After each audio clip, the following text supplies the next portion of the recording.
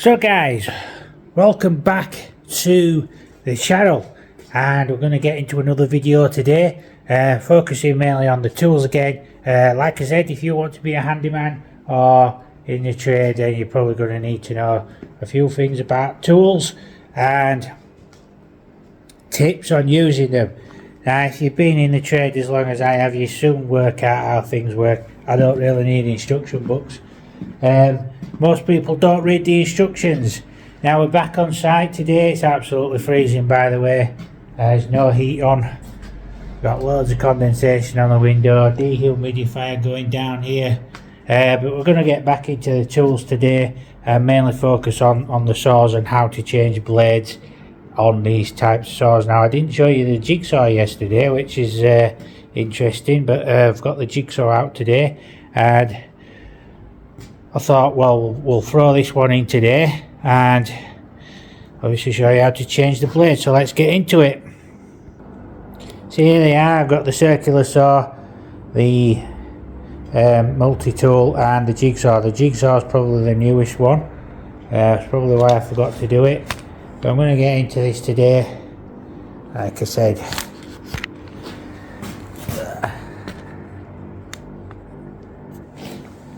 So here we have, we'll start off with the circular saw here, and I did change this blade when I bought it, so this has now got the nail tough type blading. It's a lot better, especially when you're doing like jobs like this where there's loads of timbers that you need to cut. Just pan around the camera there. I've been cutting some timber with it, and obviously like stuff like that, when you're having to cut through timber with nails in it, you will know if you've been doing it any length of time that your blades will blunt quite quickly if you're cutting through wood with nails in it, and you need to look after your blades. Now on this particular saw you have a Allen key which is here, and that is for changing your blade, and you have a lock button on this which is here just in between the handle and the guard there of the saw. It's a good idea to take your battery out like that when you're doing this, and basically all you do is you push down on that and then turn the wheel. You'll feel the button go right in and it will lock in into place. You need to keep your button pressed. You could do with about 4 hands for doing this, and it will tell you on the locking nut there, it says loosen that way, tighten that way. So if we want to take it off, we basically just, and it should loosen, there we go, it's going, and you just basically take off the bolt out the center, remove the locking plate, and there you go, the blade comes out. Now most blades are directional, so they will have a arrow on them telling you which way it should go in. This one is that way, so it's obviously rubbed off now because I've been using it. So you would put a new blade back in like that, and it's just a reversal of removal. You put the locking plate back in, you put the nut back in, the bolt back in there, and you just wind it back in, and that's it. It's that simple. Most circular saws are the same, so you don't need to worry about that. So you just give that in like that, and that's your blade. Give it a spin if you can. Careful not to cut your hands or anything. So there you go. Once you're done, put your Allen key back. Now this is what I like about that, is the fact that you could have got somewhere to store the Allen key for obviously needing to remove the blade quite a lot of circular saws don't have something to put your Allen key in, and I think that's important because quite often you lose the Allen key and then you're rooting around your toolbox to find your Allen key that fits. You put the battery in there, and I mean all you do is you push down your safety catch there, and there you go. It's your blade in, done, dusted, ready to cut some wood. So again, the multi-tool, we'll just remove the battery. This is very easy, it's just a quick release one, is this. It does have attachments for putting different styles of blade in, but you just pull it down and move it out. Get your new blade, pop it back in, and it's that simple. It's basically self-explanatory, is that one. If you do get a different style of blade, and what I mean by that is it has a different clamping hull sequence there, because if you look inside there you'll notice that there are little prongs that are facing down, and they basically fit these type of blades. So when you put it back in, it just basically grips it in different positions and holds it in place, which is important because it needs to hold in place. That would be no good with a bolt and plate like a grinder or something like that, as it does oscillate and move like that in that, basically at speed. So like I said, there are different attachments. This has like it's a bit like the circular saw there. It has a squared off piece there, and there is an attachment that goes on there, so you can fit the different attachments to it if you're using it for different things. But there you go, these are a lifesaver, just so you know. They do loads of different things, and you can get loads of different accessories. So this is what I didn't show you yesterday, and that's the Dewalt Jigsaw. As you can see, it's nice and shiny and new.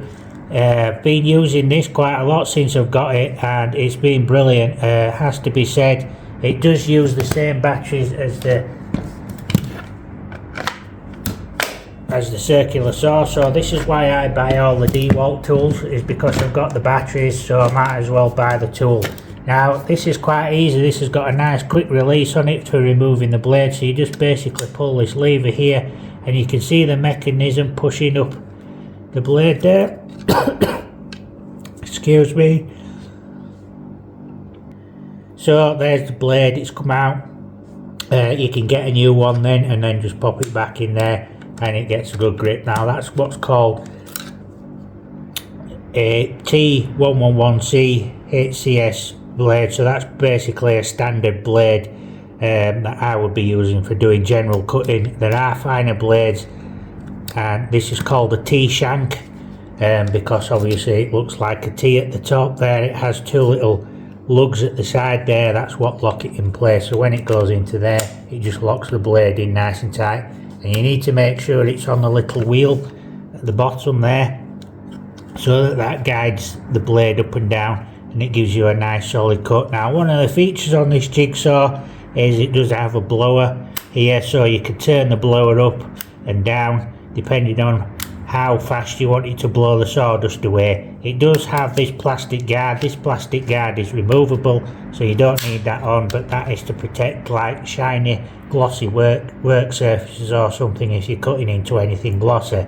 It has 3 oscillating actions, so it's in 0 position, so that will just keep the blade straight. As 1, 2, 3, and all that means is it will do that kind of oscillating action as it's cutting. So that is, like I said, this is a really good jigsaw. It's brilliant, I have to say, and it does last quite a while. So these are basically my 3 cutting tools that I use as a handyman or anything I'm doing. I mean, I am a qualified plumber by trade, and I have joinery qualifications as well, so I transitioned into the handyman field because obviously doing all the odd jobs people were asking me to do, I might as well do it, like doing the flat pack and everything like that, and fitting the basins into the things with these vanity units and that. You need to know some joinery skills as well as plumbing skills sometimes. so the two kind of combined with each other, especially when you're fitting kitchens. Although I don't do gas plumbing, that's a different thing altogether, so I don't do the gas, I only do the water. But like I said, these type of tools, it doesn't matter what brand you get, if you get all the same tools, all your batteries will fit on the same tools, and you'll only have to buy batteries every now and again. The batteries are really expensive, so I would wait until they come on a good deal and then get them that way. So these again are my Handyman tools, and these what I would recommend getting is, if you're wanting to cut, make sure you get a good multi-tool, make sure you get a good circular saw, and make sure you get a good jigsaw. And these will save your life every way which way you can think of. You've basically covered all the areas of cutting awkward spaces.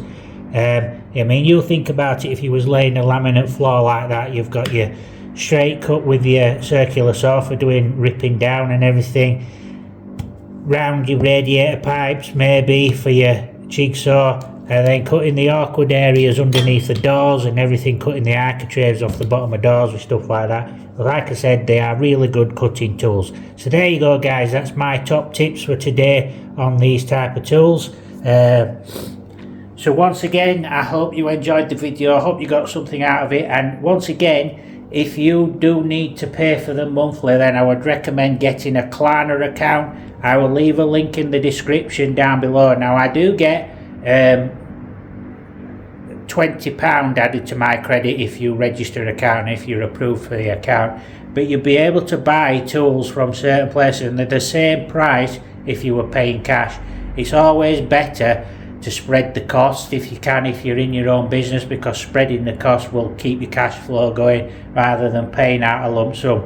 I mean, there's over £300 worth of tools, and £300 can make a lot of difference in your business, especially if you're just starting up. So there you go guys, that's my top tip. I'll leave the link down below for the Klarna account.